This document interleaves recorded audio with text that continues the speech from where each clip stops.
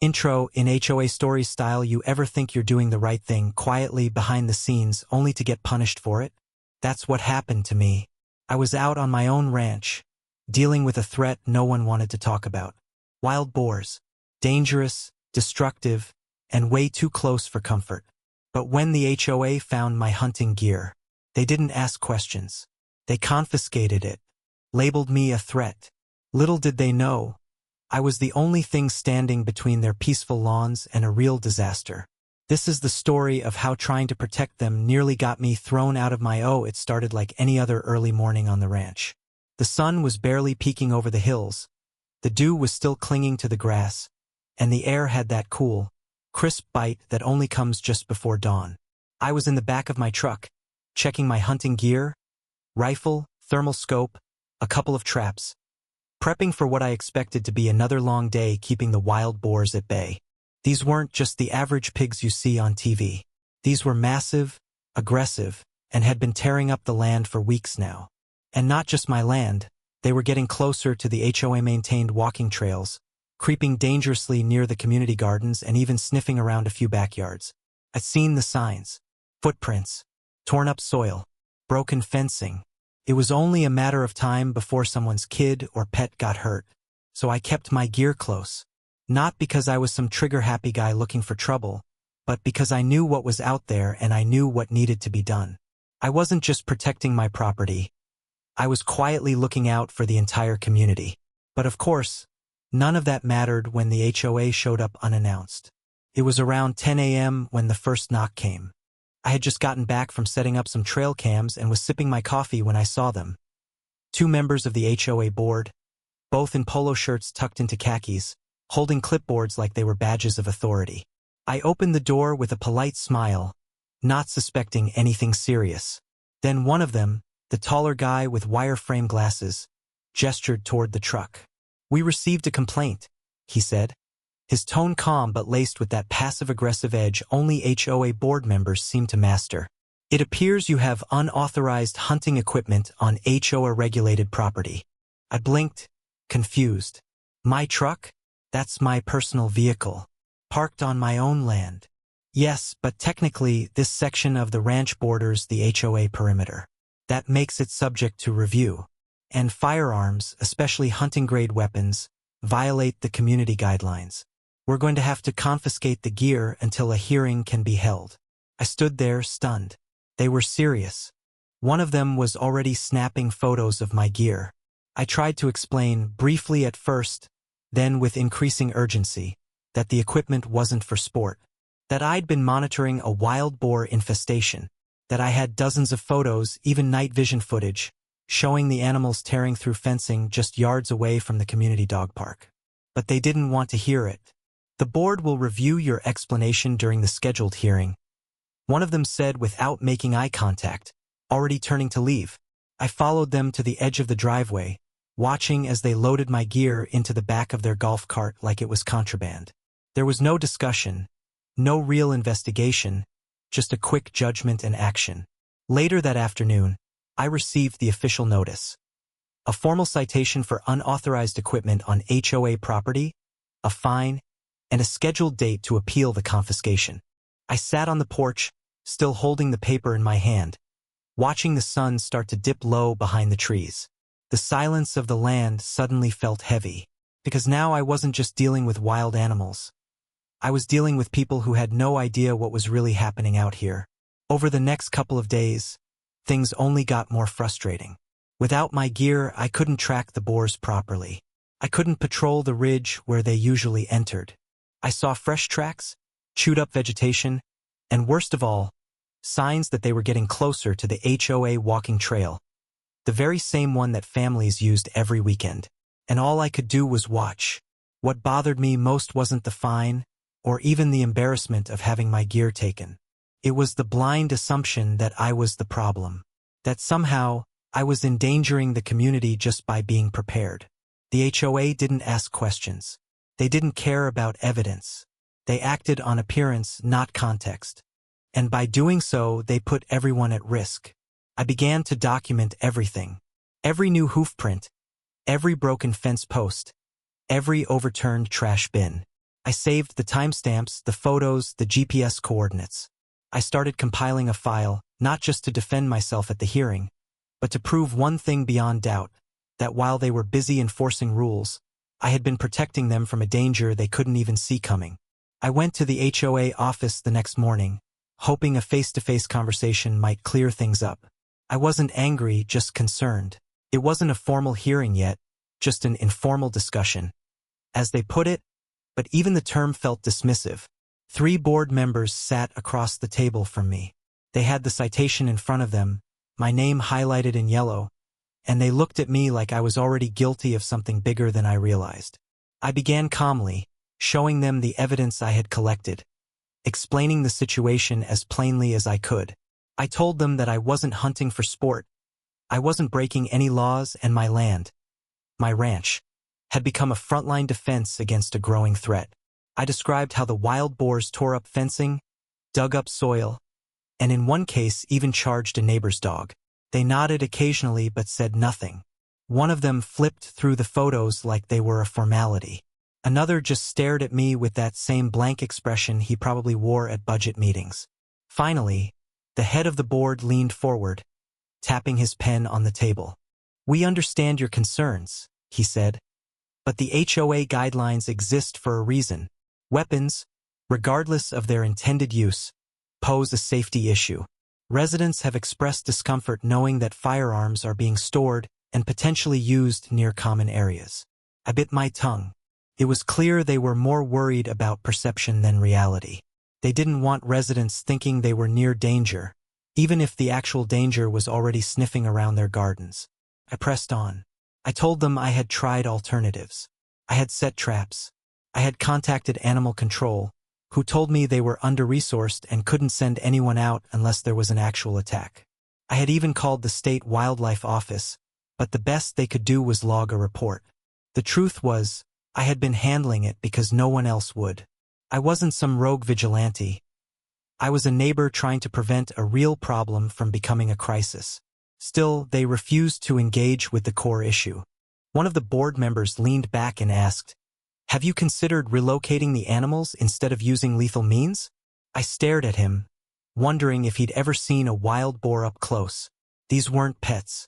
They were dangerous, unpredictable, and moved in groups. Relocating them wasn't just unrealistic. It was laughable. I told him as much, though I kept my voice calm. Then came the real blow. The board concluded that while they appreciated my initiative, I was still in violation. They refused to return my gear and reiterated that any further attempts to manage wildlife using unauthorized methods could result in escalating fines, or even temporary suspension of my access to shared HOA amenities. I left the office stunned. Not only had they ignored my warnings, but they were doubling down on the idea that I was the threat. They didn't want to hear about the wild boars. They didn't want to think about it. In their minds, if they just enforced the rules hard enough, the problem would go away, or at least stop being their responsibility. Back at the ranch, I stared out at the tree line for a long time. I thought about the board members sitting in their meeting room, protected by policies and bylaws, completely blind to what was creeping up just beyond the edge of their community.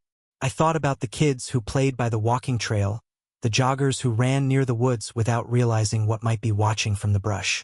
I knew the boars would come back, and next time, there wouldn't be anything stopping them.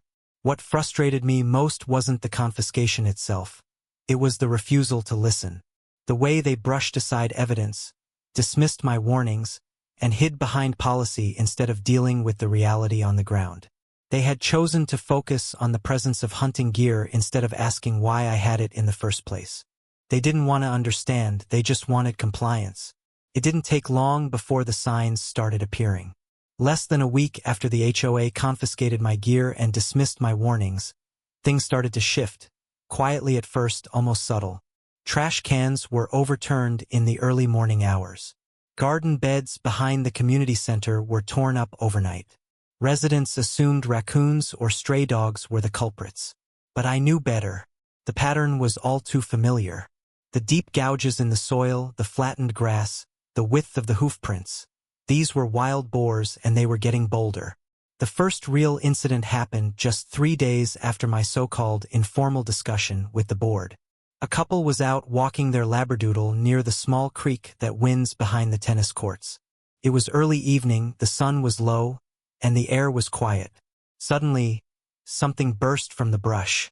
The dog started barking frantically, pulling at the leash, and the couple backed away in panic as a large, dark figure darted across the trail, knocking over a trash bin and disappearing into the thicket. They didn't get a good look, but they described it as something big and fast, like a wild pig or something. The story spread fast, making its way into the neighborhood group chat. That night, several other residents reported hearing rustling noises near their fences, heavy steps moving through the woods, even strange growls echoing in the dark. Still, the HOA said nothing. No emails, no alerts, no acknowledgement that anything out of the ordinary was happening. They either didn't believe the reports or were too stubborn to admit that they'd ignored my warning. I kept my distance, but I kept watching. I set up a few trail cams, this time hidden away from view just to avoid more accusations. What I captured confirmed everything. The wild boars had started moving closer to the heart of the community. In one clip, a massive one trotted across the paved walking path near the pond. In another, a smaller group was rooting around the edge of someone's backyard, tearing through the soil like it was nothing. Then came the first physical damage. A section of fencing behind the playground was crushed, snapped clean through. Maintenance chalked it up to strong winds, but anyone who knew the area could see that wasn't the case. I checked the spot myself, and sure enough, there were hoof prints, deep and erratic, right near the broken slats. There were even marks on the plastic slide, like something large had brushed against it. More complaints followed. Someone's raised flower bed had been destroyed. Another family found their compost bin completely torn apart, its contents dragged several feet into the woods. Kids stopped playing near the creek. Parents started walking in pairs. The once peaceful trails grew eerily quiet at dusk. I waited, thinking maybe now, finally, the HOA would reach out, that maybe they'd connect the dots, that someone on the board would have the decency to say, "You were right. We need your help." But nothing came. Instead, I received a follow-up notice reminding me of the upcoming hearing regarding my citation, along with a warning not to interfere with ongoing community assessments. It was surreal. The threat I had warned them about was now staring them in the face, and they were still pretending it didn't exist. The turning point came one evening when I overheard a conversation at the general store just outside the neighborhood. A man from the community, a father of two, someone I had seen at HOA meetings, was talking on the phone, clearly rattled. He said something had charged the backyard last night, that his motion sensor lights had flipped on around 2 a.m., and that when he checked the footage, he saw what looked like a pig, the size of a bear. I knew the house. It backed right up to the same ridge I'd been patrolling before my gear was taken. That area had always been a hotspot for movement. Without my traps, without any deterrent, the boars had followed their instincts, closer and closer toward the warm, well-fed homes of the neighborhood. I didn't approach him. I knew better than to get involved directly, but I recorded the location, the timing, and added it to the growing file of evidence. I had a feeling it wouldn't be long before the board would have no choice but to acknowledge the situation, because whatever illusion of safety they were clinging to, it was starting to crack. The wild boars weren't hiding anymore. They were here and they weren't going anywhere. It was a Wednesday night when everything shifted. A resident uploaded security camera footage to the neighborhood's private message board, footage that quickly caught fire among the homeowners. The video showed a pack of wild boars charging through a backyard on Elmwood Drive, tearing up the grass, flipping over a grill, and slamming into a patio table hard enough to crack one of the legs. The infrared lighting from the camera made their eyes glow, which only added to the horror as people watched frame by frame. Within an hour, comments were flooding the post. Residents were shocked, afraid, and most of all, furious that no one had warned them about this sooner. This was the kind of evidence that couldn't be brushed aside or explained away. It wasn't speculation anymore. It wasn't just one or two residents complaining about rustling bushes or knocked over bins. The HOA board tried to respond quickly, posting a carefully worded message saying they were investigating wildlife disturbances and working on a coordinated response plan. But the message was vague and people saw right through it. That same night, more footage surfaced. This time from another house near the walking trail, showing 3 boars digging through someone's compost pile. In the background, the lights of the HOA clubhouse could be seen glowing faintly, making it clear just how close this all was. These animals weren't prowling the outskirts anymore. They were moving into the heart of the neighborhood, treating backyards like their personal feeding grounds. And then, in a twist no one saw coming, someone reposted one of my older trail cam clips, the very footage I had shown the HOA board weeks ago during my appeal attempt. Apparently, someone had kept a copy. Maybe a board member. Maybe a neighbor. But now it was out in the open, and residents were starting to put things together. A few people began asking why I had my hunting gear in the first place. Why I was cited. Why nothing had been done when I first raised concerns. It was vindication in a quiet, indirect way. My name started showing up in the threads. At first, it was cautious, people wondering if maybe I had seen this coming. Then it became more vocal. One resident commented, "Wasn't this the guy who got fined for trying to stop these animals?" Another said, "If he had been allowed to keep his traps, maybe we wouldn't be dealing with this now." By the next day, everything had changed. I received an unexpected call from one of the HOA board members. Not the smug, clipboard-carrying ones who'd come to my door, but someone new. He asked if I still had the footage I'd shown them and whether I could review it again, officially. The tone was different this time, less patronizing, more cautious. I told him I'd consider it, but only if we had the discussion out in the open. No closed-door chats, no quiet meetings. Later that evening, the HOA issued a public notice scheduling an emergency community meeting to address what they now called escalating wildlife aggression. One after another, neighbors stood up and demanded to know why early warnings were ignored, why they were never informed, why the person who tried to help had been treated like a threat. The air was tense, voices were raised, and for the first time, the board looked like they didn't know what to say. Then someone asked directly about me. Why my gear was taken, why my efforts were shut down. And that's when the atmosphere shifted even more. One of the residents pulled up a slide from my trail cam footage and compared it to the boars caught on recent security footage. It was clear they were the same animals. The timeline matched.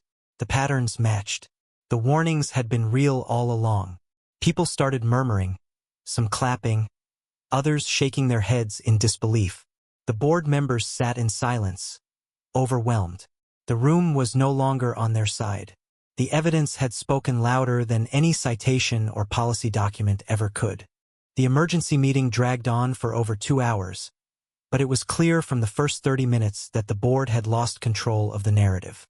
Residents weren't asking for updates, they were demanding accountability. One by one, people voiced their frustration, their fear, and most of all, their disbelief that the HOA had allowed the situation to get this far. A mother stood up, clutching her phone, and played a video her son had taken from his bedroom window the night before. In it, a group of wild boars could be seen trotting through the side yard, snorting and digging at the ground just feet from where her child slept. Another man recounted how his small dog had gone missing the previous week, and though he hadn't wanted to jump to conclusions, he now believed the worst. Through it all, the board kept insisting they had been unaware of the scale of the problem, that no formal wildlife incident had been logged until the recent footage came to light. But the room wasn't buying it. More than one person brought up the reports they had filed, emails, phone calls, photos submitted through the HOA's online portal. These weren't new complaints. They had been coming in for weeks, and suddenly, everyone started realizing just how deliberately those warnings had been brushed aside. And then, as the pressure mounted and the board tried to shift toward next steps, something unexpected happened. My name came up again, this time not in passing, but as a direct question posed by one of the more outspoken residents. "Why wasn't he here tonight?" the woman asked, turning to face the board. "Why isn't the guy who actually tried to stop this part of the conversation?" It was a moment of pure irony. Just weeks earlier, I had been treated like a liability. Now, I was being talked about like a missing key player in the defense strategy. I wasn't in the room. I had chosen not to attend, but I had been watching the meeting online via the community livestream. And when I heard my name being brought up, I knew what was coming next. One of the board members, probably feeling the weight of public scrutiny, finally said it out loud. "We may have acted prematurely when we cited Mr. Langston," he said, his voice slow and measured. "We did not have all the information at the time." That single sentence felt like a bomb had dropped. Not because it was an apology, it wasn't, but because it was the first time they had even acknowledged they might have been wrong. The room erupted in murmurs again. The residents didn't just want policy updates anymore. They wanted restitution. They wanted to know what would be done to prevent this kind of oversight from happening again. And most of all, they wanted the people who had tried to help to be brought back into the fold. That very night, after the meeting ended, I received another call, this time from the HOA president himself. His tone was very different from the last time we spoke. No clipped formalities, no veiled threats of further action. He sounded tired, defeated even. He asked if we could talk in person. Said they wanted my input, that the board was considering forming a wildlife response team and thought I might be a valuable resource in shaping how that team operated. I didn't say yes right away. Not because I didn't want to help, I still cared about the community despite everything, but because I needed them to understand what they had done. How their refusal to listen had made things worse. How their rigid adherence to rules had blinded them to real threats. I wanted them to sit with that discomfort for a while before I agreed to anything. Meanwhile, more boar sightings were reported throughout the neighborhood. The board scrambled to install warning signs, issued a new community-wide bulletin urging residents to keep pets indoors after sunset, and even tried bringing in a private wildlife management company to survey the area. But the damage had already been done, not just to the gardens and fences, but to the trust between the board and the residents. People weren't just afraid of the boars anymore. They were angry about being misled. What struck me most was how quickly the tone of the community shifted once the truth was out. Neighbors who hadn't spoken to me in months started waving again when I drove by. A few even left notes on my gate, thanking me for trying to help. One kid taped a hand-drawn Wild Boar Watch poster to the back of his family's mailbox, with my name scribbled at the bottom like I was some kind of local hero. It would have been easy to feel vindicated, even smug, but all I felt was tired. Tired of the uphill battle it had taken just to get people to see what was right in front of them. Tired of fighting for permission to do the right thing. The wild boars were a real physical danger, but the deeper threat, the one that took longer to recognize, had been something else entirely. It was the following weekend when the board scheduled a second emergency meeting, this time more organized, with a clear agenda and open floor discussion. The word spread quickly, and nearly the entire community showed up. But this time, there was a different energy in the air. Not just fear or frustration, but anticipation. People wanted answers, yes, but they also wanted change. They had seen what happened when rules were followed blindly and warnings were ignored. The previous meeting had cracked the foundation of the HOA's authority, but this one was going to test whether anything had actually shifted beneath the surface. This time, I was there in person.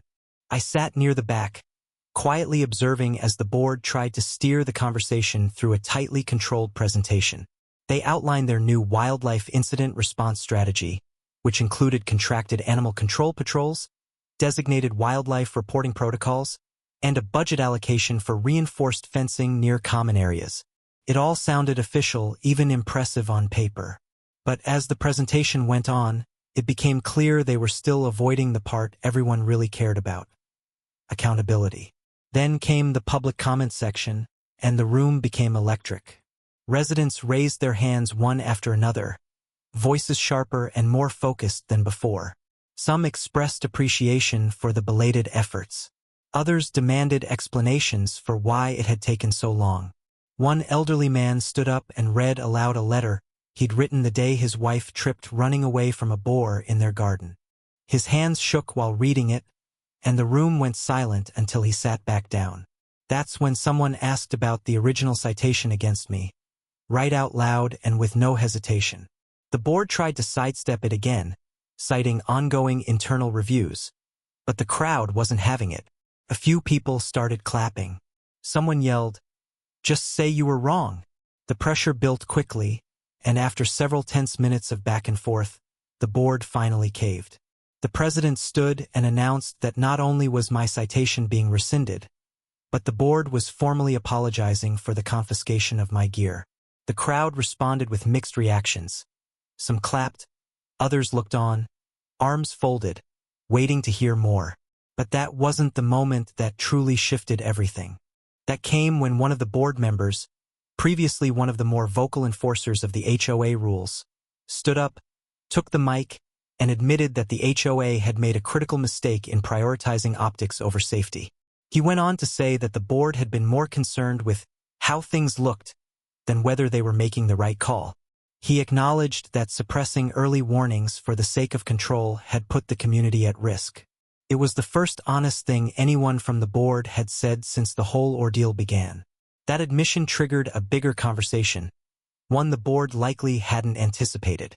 Residents began pointing out other issues that had been swept under the rug: storm drain maintenance, broken lights near the playground, invasive weeds near walking paths.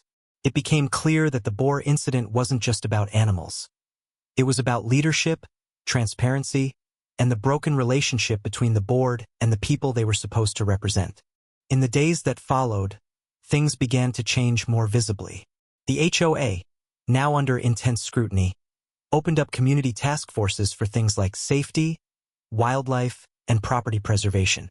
I was asked to join one of them, and, this time not as a reluctant participant, but as someone whose voice was genuinely valued. They returned all of my gear, every piece clean and undamaged, with a written letter of apology that, for once, didn't feel like it had been drafted by a lawyer. Felt real. The wild boars didn't disappear overnight, of course. They were still out there, still dangerous, and still required regular monitoring. But now I had help. A small team of volunteers from the community stepped forward, eager to learn, to patrol, to report sightings. People who had once side-eyed me for carrying a rifle were now texting me pictures of tracks they found near the trails or asking if they should worry about odd noises they heard after dark. The paranoia shifted into preparedness. Most surprising of all was what happened at the next board election. 3 members of the old guard stepped down, citing stress and changing responsibilities. New candidates, many of whom had been the most outspoken at the meetings, ran in their place. And they won by a landslide. People had learned something they couldn't unlearn. When leadership ignores reality in favor of control, it stops serving the community. Looking back, it wasn't just about wild boars. It wasn't just about a rifle or traps or trail cams. It was about what happens when authority forgets its purpose and one person refuses to let that be the end of the story. S10.